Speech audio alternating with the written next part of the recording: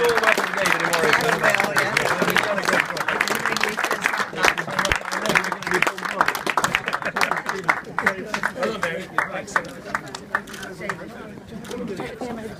But look, you've got a fantastic Member of Parliament in David. People often say that what we politicians are meant to do, we're meant to build bridges. Well, this man has got the government to build 2 bridges. What about that? But I come today with an incredibly positive message for this election in just 17 days' time.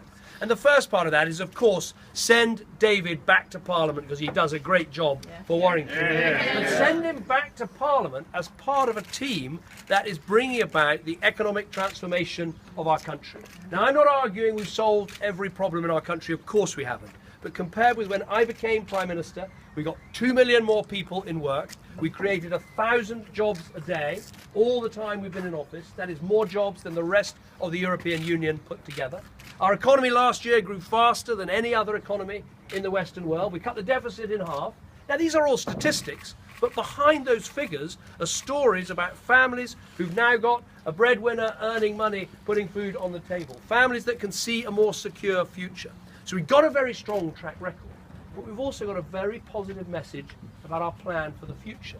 We want to turn this good news in our economy into a good life for more people in our country. So that manifesto we published last week, packed full of plans to make sure we cut people's taxes so you have more of your own money to spend as you choose. We created 2 million jobs. Let's create another 2 million and have full employment in our country. Wouldn't that be a great thing to achieve? Yeah. Let's make sure we build the homes for young people to buy and own, the starter homes that we have proposed, together with the Help to Buy scheme that's made such a big difference, including here in Warrington. And let's make sure when people have worked hard, when they've done the right thing, when they put in all their lives, they can have that dignity and security in retirement that should be the birthright of everyone in our country. So a positive record, a positive plan. But I also come here today with a big warning about how all of this could be undone. Because the truth is, and David knows this, 5 years in Parliament, we've watched Ed Miliband oppose each and every step that we've taken to strengthen our country and strengthen our economy. Every single spending reduction, every welfare change, every encouragement to business, every tax reduction, every budget, everything has been opposed. But the threat in this election, frankly, has just got much greater. Because a fact has changed over the last few days that we've been running this campaign, and the fact is this: all the experts agree that Labour is going to be wiped out in Scotland by the Scottish National Party. Now that means something very important. It means that Ed Miliband can only get into Downing Street on the back of the support of SNP members of Parliament. Now, of course, they've ruled out a coalition, but what they refuse to rule out, and what they must rule out, is the idea of a Labour government being backed vote by vote, measure by measure, pledge by pledge by the Scottish National Party. Think about what that would mean.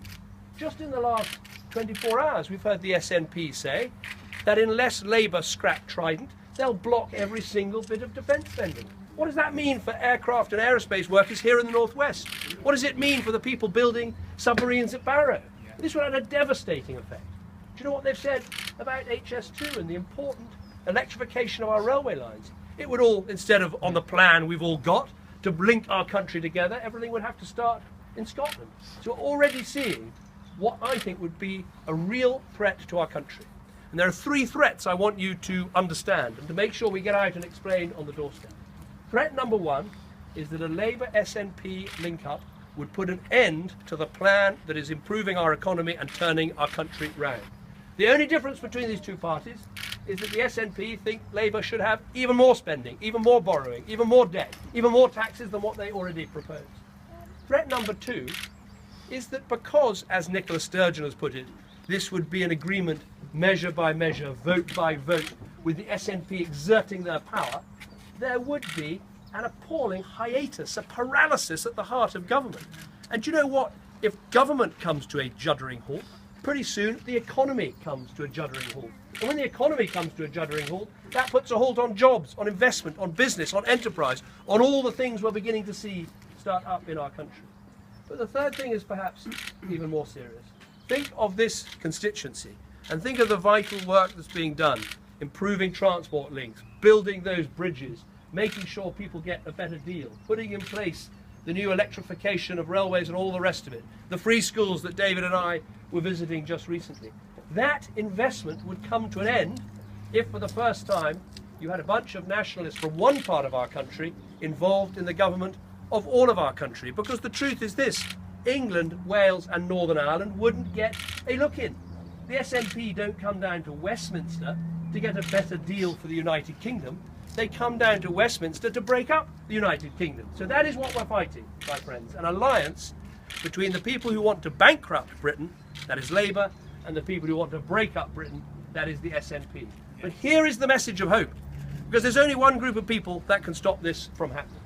You can't stop it by voting UKIP, that just puts a Labour MP in power. You can't stop it by voting Liberal Democrat, they can't stop anything right now. The only way you can stop it is by voting Conservative. Because if we can return David Mowat to Parliament and win 23 more seats, that's all we're short of from an overall majority, then we can continue with the plan that's working, keep turning our country around, make sure we get more jobs, cut people's taxes, build those homes, provide that childcare, offer more people a good life in our country. It's within our grasp. So please work hard here in Warrington. Get David back into Parliament. Help us win those extra 23 seats. We can fight for our economy, for jobs, but we can also fight for our country. That's what it's about. Give it everything you've got in the last 17 days. Thank you very much indeed. Yes, of course. Here we go. Okay. Here we go. Thank you, Prime Minister. Thank you.